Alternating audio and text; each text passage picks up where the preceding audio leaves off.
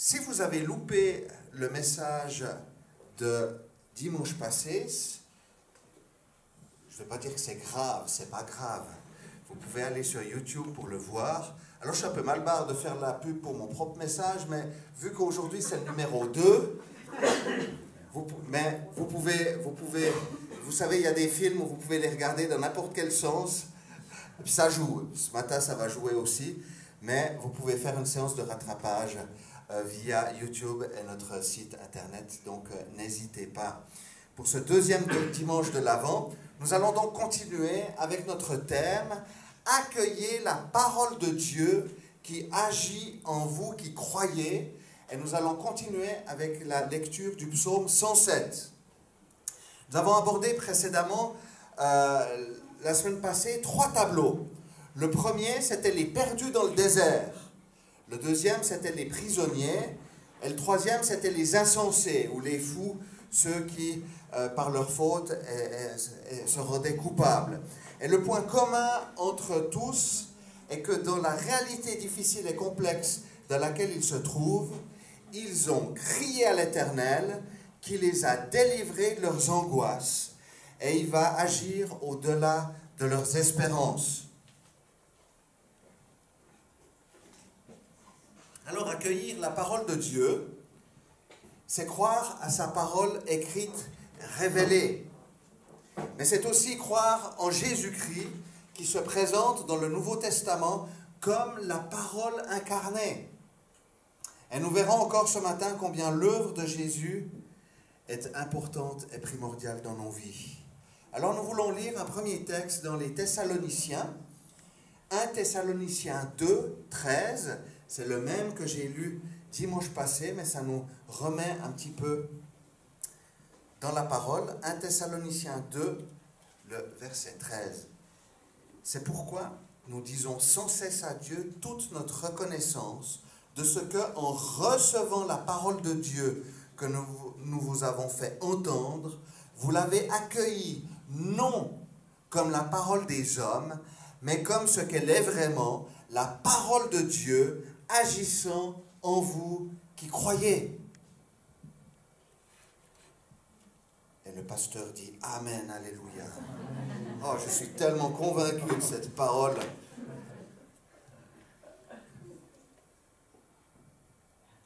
Nous sommes toujours très intérieurs, n'est-ce pas, les Suisses romands. J'ai le droit, je suis roman aussi. Alors, nous lisons Psaume 107, les versets 23 à 32. Pour commencer. Ceux qui étaient partis en mer sur leur bateau et travaillaient sur les grandes eaux, ceux-là ont vu la façon d'agir de l'Éternel et ses merveilles en haute mer. D'un mot, il a fait souffler un vent de tempête qui a soulevé les vagues de la mer. Ils montaient vers le ciel, ils descendaient dans l'abîme, ils étaient angoissés face au danger. Saisis de vertige, ils titubaient comme un homme ivre et toute leur habileté était réduite à néant. Dans leur détresse, ils ont crié à l'Éternel et il les a délivrés de leurs angoisses. Il a arrêté la tempête, ramené le calme et les vagues se sont calmées. Ils se sont réjouis de ce qu'elles s'étaient apaisées et l'Éternel les a conduits au port désiré. Qu'ils louent l'Éternel pour sa bonté, pour ses merveilles en faveur des hommes. Qu'ils proclament sa grandeur dans l'assemblée du peuple et qu'ils le célèbrent dans la réunion des anciens. Alors, nombre de marchands israéliens prenaient la mer pour leur commerce. Ils étaient en proie à des tempêtes où les éléments se déchaînaient. Alors, à noter que les marins n'ont pas provoqué leur détresse par leur propre faute. Dans ce contexte de la déportation à Babylone, la mer est éloignée du pays promis, d'accord ? Et il est souligné que la main du Seigneur n'est pas trop courte pour les secourir. Ce n'est pas mis de manière claire, mais on voit que le Seigneur va pouvoir les secourir où ils se trouvent en mer. Alors les tempêtes illustrent bien les difficultés de nos vies. L'apôtre Paul aux Thessaloniciens 3, 2 à 4, va leur envoyer Timothée pour, je cite, les affermir et les encourager dans leur foi, afin que personne ne soit ébranlé au milieu des difficultés présentes. En effet, vous le savez vous-même, c'est à cela que nous sommes destinés. Ça rassure. Il est clair que lorsque nous appartenons au Seigneur, il y a de l'opposition claire qui est là, et puis chaque être humain, en fin de compte, passe par des difficultés. Celui ou celle qui arrive à lever la main ce matin à me dire qu'il n'a jamais vécu de difficultés, il faut que je la rencontre. Paul évoque aussi ses propres angoisses et ses épreuves dans ce même texte de Thessaloniciens. La vie n'est pas un long fleuve tranquille, et Paul est conscient que ces turbulences peuvent ébranler. Alors dans les psaumes, le tableau dressé a de quoi nous faire soulever le cœur lorsque nous pensons à ce qu'un marin peut expérimenter, angoissé, saisi de vertige, titubant comme ivre. Est-ce que vous êtes déjà allé sur un bateau déchaîné, avec une mer déchaînée? Voilà, il y a en tout cas une personne. Alors je compatis ma sœur. Nous étions au Sénégal avec mon cher Pascal. Et nous sommes descendus en Casamance avec le bateau et c'était juste magnifique parce que nous étions dans le sens du courant. Et puis quand nous sommes remontés, il y avait un petit peu l'effervescence de tout ce que nous avions vécu en allant visiter le peuple Caronne sur les îles et tout ça. Et puis en reprenant le bateau, on voit les dauphins qui étaient en train de sauter. On a pris des magnifiques photos du reste. Et puis tout d'un coup, Pascal me dit on va aller manger. Alors on va sur le restaurant comme ça et puis il y a le bateau qui commence à bouger et qui commence à faire des vagues, vous savez. Et je me souviens toujours, je n'ai pas vu ma tête, mais je me vois, j'étais blanc. J'avais les deux mains posées sur mes services en regardant mon assiette. Et il y a le bateau qui commençait à faire, à cause des vents contraires, qui commençait à tanguer de tous côtés. Et puis, je vous passe tous les détails, mais sur toutes les balustrades, il y avait des sacs poubelles qui étaient mis pour ceux qui avaient vraiment trop la nausée. Et j'ai passé un temps sur ce bateau qui était mémorable. Mais j'étais content d'arriver au port désiré à la fin, parce que c'était juste horrible. Et on voit vraiment que c'est quelque chose de fort, que ces marins vont vivre de manière claire. Et il nous est dit que leur habileté est réduite à néant. Leur savoir-faire a disparu. On peut traduire littéralement leur sagesse s'engloutit. C'est intéressant, n'est-ce pas? En fait, ils perdent pied. Ils sont dans un tel état qu'ils sont paralysés par la peur. Et c'est ce qui arrive quand les grosses tempêtes de la vie nous submergent. On n'arrive plus à réfléchir et à prendre des décisions sensées. Et c'est ce qui arrive lorsque nous sommes tiraillés par l'angoisse. C'est dans ces moments de stress et de difficulté qu'est le combat d'accueillir la parole, de manifester notre foi et notre confiance en Dieu. Parce que nous sommes en tension entre croire ce que nous ne voyons pas encore et les bourrasques réelles ponctuées d'angoisse et de questions sans réponse. Et c'est toujours ce combat-là qui est là entre ce que nous savons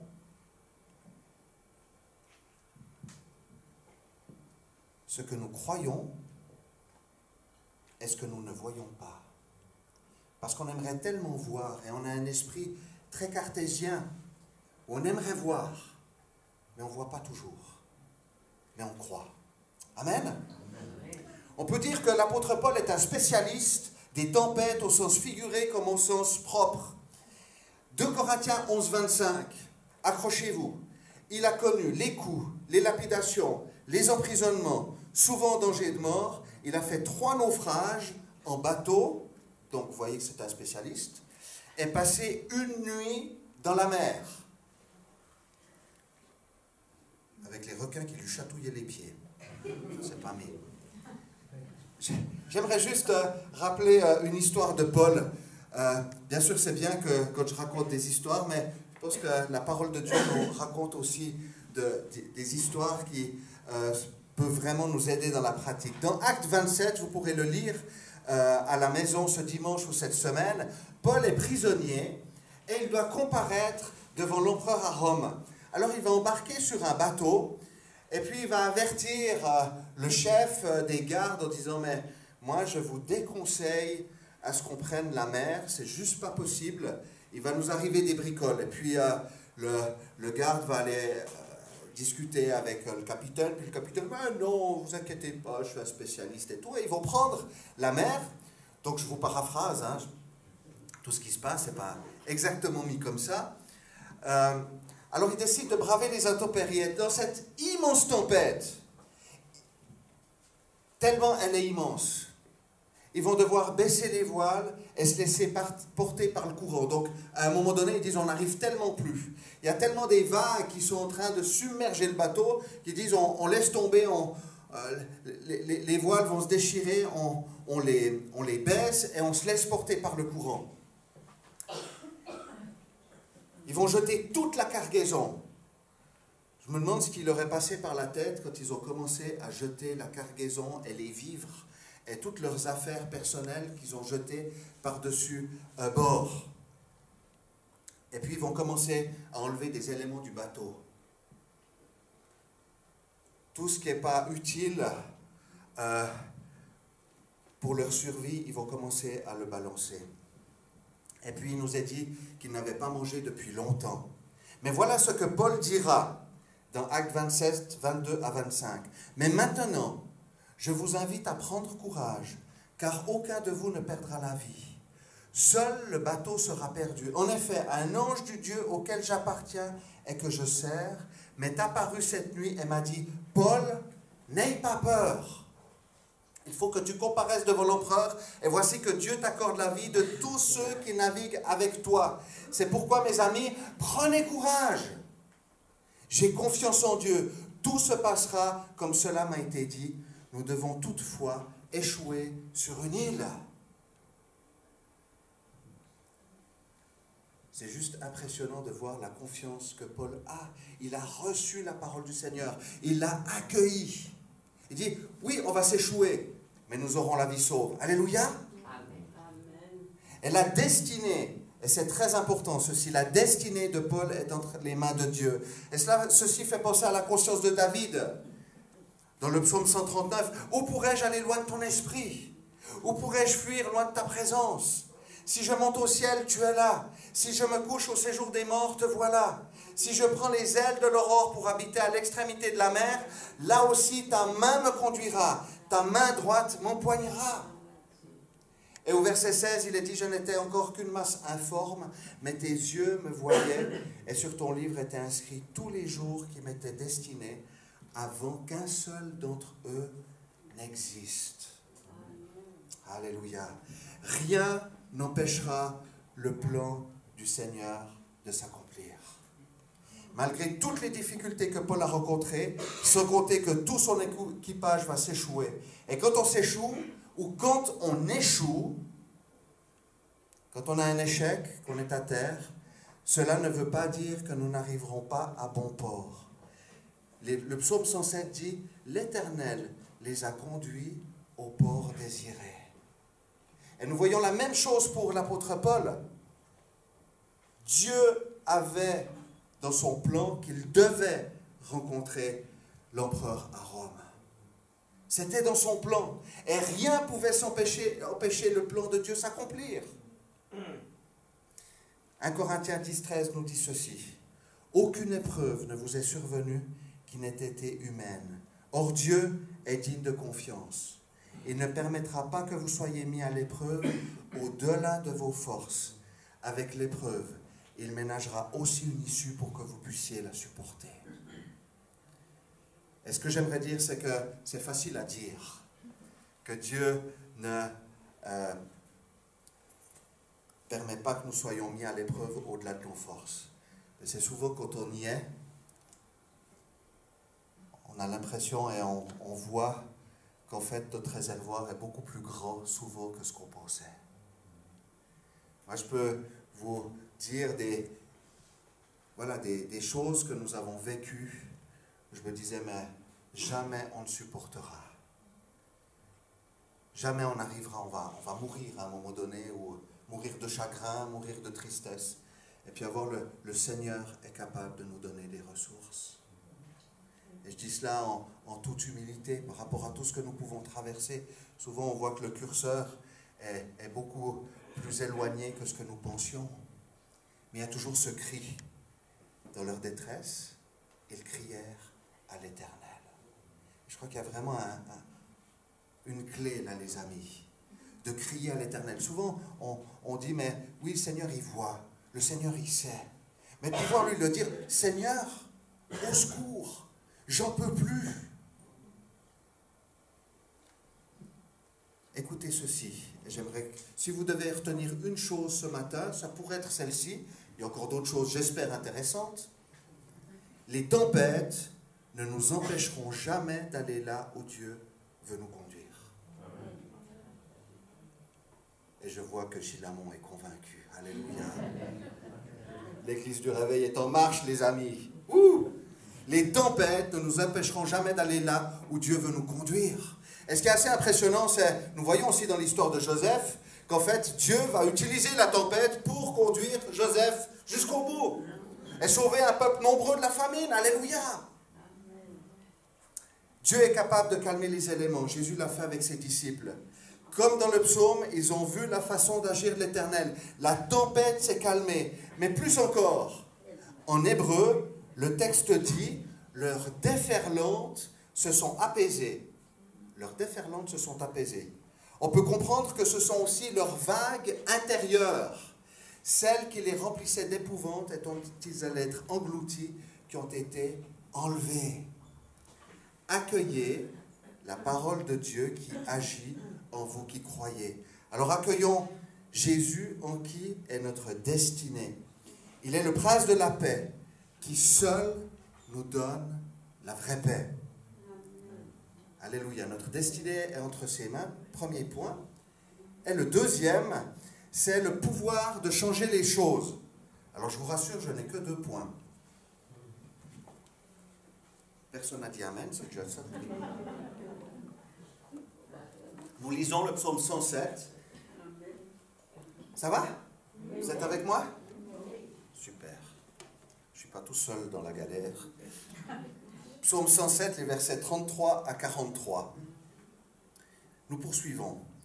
Il change les fleuves en désert, les sources d'eau en zone aride, le pays fertile en pays salé, à cause de la méchanceté de ses habitants. Il change le désert en étang, la terre aride en source d'eau, et il y établit ceux qui sont affamés.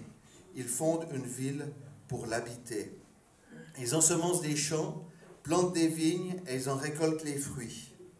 Il les bénit, ils deviennent très nombreux, et il ne fait pas diminuer leur bétail.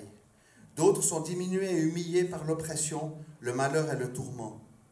Dieu déverse le mépris sur les grands, et les fait errer dans des déserts sans chemin, mais il délivre le pauvre de sa misère. Il rend les familles aussi nombreuses que des troupeaux. Les hommes droits le voient et se réjouissent, tandis que toute injustice est réduite au silence. Que celui qui est sage observe cela et qu'il soit attentif aux bontés de l'Éternel. Amen.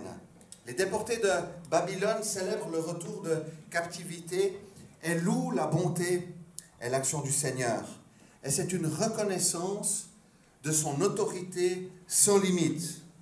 Premièrement, il est mentionné le fait que l'Éternel s'occupe des méchants, c'est-à-dire de ceux qui le rejettent, qui pratiquent l'injustice et qui font le mal. Mais il y a une transformation de fleuves en désert et de sources d'eau en zone aride pour les méchants. On voit dans l'histoire que Dieu a permis que le pays des Assyriens soit ruiné par des invasions, tout comme les Babyloniens.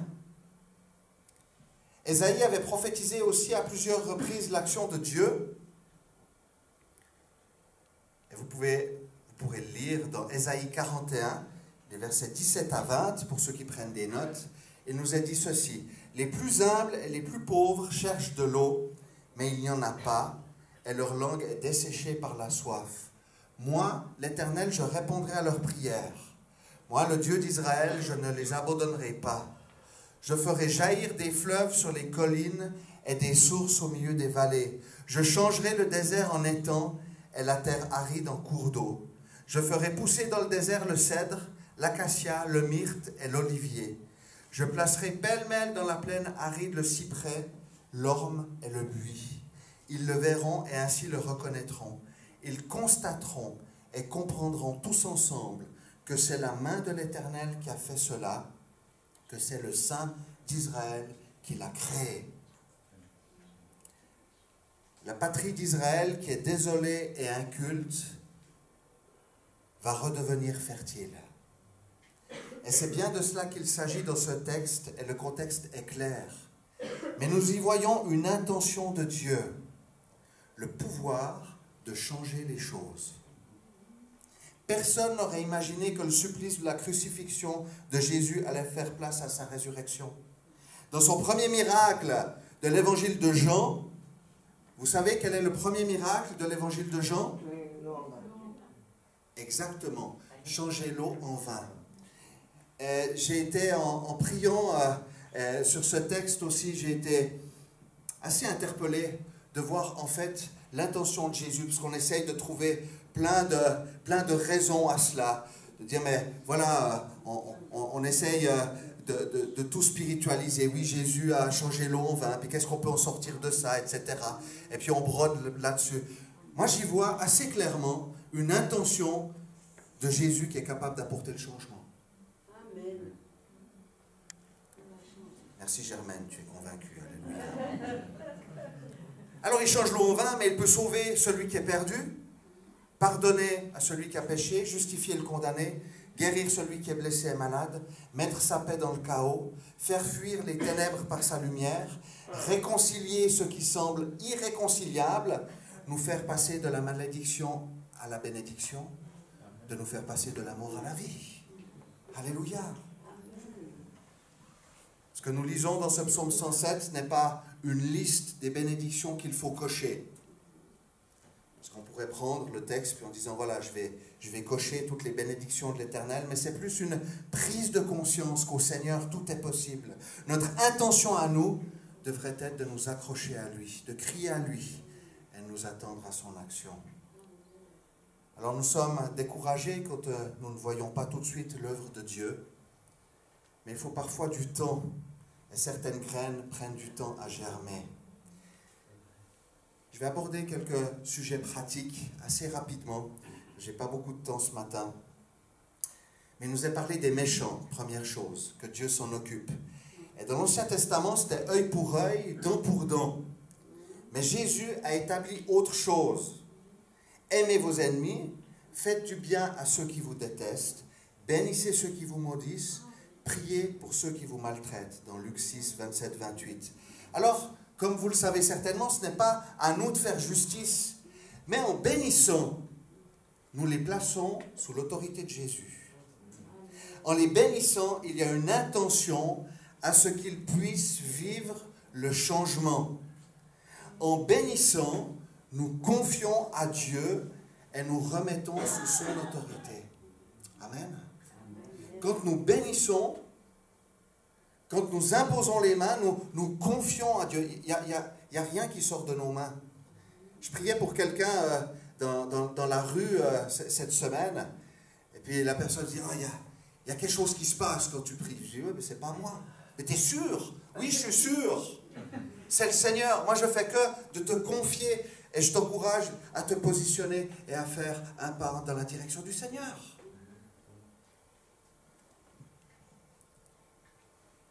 Quand Dieu intervient dans la vie d'un homme, il y a cette intention qu'il puisse se rapprocher de Dieu. Le pouvoir de changer les choses. La deuxième chose, c'est dans ma vie spirituelle, qui peut paraître sèche, infertile, Jésus est capable de me redonner la faim et la soif de sa parole et d'une vie spirituelle féconde. Alors que je me sens asséché par tout ce qui se passe dans le monde, Jésus est capable, par son esprit qui vivifie, de redonner de la saveur, de redonner de l'envie. Il y a aussi dans le témoignage, alors que nous nous efforçons à semer, à être de bons exemples, c'est l'esprit qui convainc de péché, de justice et de jugement. Et c'est lui qui fait germer les semences de la parole. J'aimerais nous encourager aussi dans ce sens-là. Parce que il y a 13 ans, un peu plus de 13 ans, bientôt 13 ans et demi, quand je suis venu dans cette église, on parlait que des personnes non-croyantes pourraient venir à l'église, ou des personnes en recherche, et pourraient être touchées par le Seigneur. Et puis, nous avons commencé à prier, nous avons été aussi dans cette direction, dans plusieurs choses. Et puis maintenant, je suis très encouragé de voir des personnes qui nous visitent, mais qui restent aussi. Alors bien sûr qu'on aimerait avoir la moisson abondante, mais patience. Continuons dans ce que le Seigneur nous a mis à cœur. Soyons de bons témoins. Pas des pères et des mères la morale, mais des personnes qui faisons envie, qui accompagnons ces personnes-là. Et nous verrons encore la gloire de Dieu se manifester. Et je vais terminer par la famille. Et c'est un sujet sensible. En plus, on arrive à Noël. J'avais parlé avec quelqu'un, je dis, alors Noël, c'est bien, c'est la famille. Il m'a dit, oh non, alors c'est le pire moment pour la famille de toute l'année. Il dit, nous, on se réunit. Il dit, je refuse d'aller dans ma famille parce que je sais que ça va être le bazar. Je dis, à ce point-là, il dit, oui, Noël, c'est... Non. Et nous ne voyons pas toujours les changements escomptés dans la vie de ceux qui nous sont proches. On aimerait tellement voir un conjoint, tellement voir un fils, une fille, un parent, une sœur, un frère venir à la foi, et on y met tout notre cœur. Mais un des dangers est de se rendre responsable du non-changement chez les autres. Et je vois tellement de personnes culpabilisées. Je vois tellement de conjoints culpabilisés que leur conjoint n'est pas encore à la foi. Je vois tellement de parents culpabilisés encore que leur enfant n'est pas revenu ou est parti sur un chemin. Mais ce que j'ai envie de dire, c'est que nous n'avons pas le pouvoir de changer les gens. Nous n'avons pas le pouvoir de changer les membres de notre famille. Le risque serait de devenir manipulateur, contrôleur, pour qu'ils changent. Mais ce ne serait pas un changement. En tout cas, pas un changement profond. Les cartes seraient truquées. Vous savez, les pharisiens, et je vais terminer avec ceci, se rendaient responsables du changement chez les autres. Ils leur mettaient des commandements impossibles à tenir. Et nous aimerions tellement que toute notre famille suive le Seigneur. Et nous ne pouvons pas prendre des décisions à leur place. Chacun a une responsabilité propre. La nôtre est de continuer à être des témoins simplement, authentiquement, de prendre soin de notre vie spirituelle en aimant ceux qui nous entourent, avec cette promesse que la main du Seigneur n'est pas trop courte pour sauver encore aujourd'hui. Et ce que j'ai envie de dire, pour ceux qui sont dans ce cas, qui aimeraient voir des personnes de leur famille se convertir, continuez à prier et ne vous lassez pas. Continuez de les confier. J'ai une grand-maman qui a prié pendant des années et des années pour ses petits-enfants. Les uns après les autres sont venus au Seigneur. Il en manque encore 2. Mais le Seigneur est à l'œuvre. Est-ce que je peux dire, parce que nous parlons aussi d'enfants chrétiens qui ne viennent plus à l'église, ce que je suis sûr, c'est que ce qui a été semé dans les cœurs et dans les vies, à un moment donné, d'une manière ou d'une autre, ça regermera. Elles devront se repositionner. D'une manière ou d'une autre. Et vous savez, quand on passe par les eaux du baptême, quand on fait une démarche vers le Seigneur, il ne faut pas croire que le Seigneur va nous laisser tranquilles. Bien sûr, peut-être il y a un moment où il va dire, ok, fais ta vie, vas-y. Mais à un moment donné, le Seigneur reviendra à la charge. Et ce sera à eux de dire, ok, j'accepte. Ou alors non, je me détourne. Mais ça, cela leur appartient. Alors, accueillons la parole de Dieu qui agit en nous, qui croyons. Le Seigneur a le pouvoir de changer les choses.